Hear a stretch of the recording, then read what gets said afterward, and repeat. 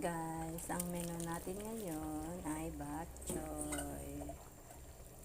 Bok choy guys, ang niluto ko ngayon.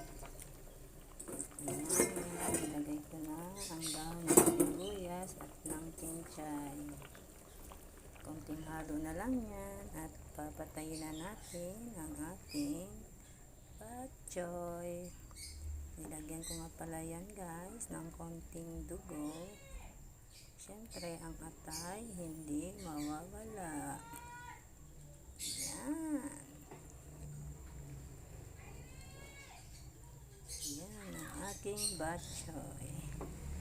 Yan ang lunch namin today. Bok choy. Kain na tayo guys. Thanks for watching. Sarap yan.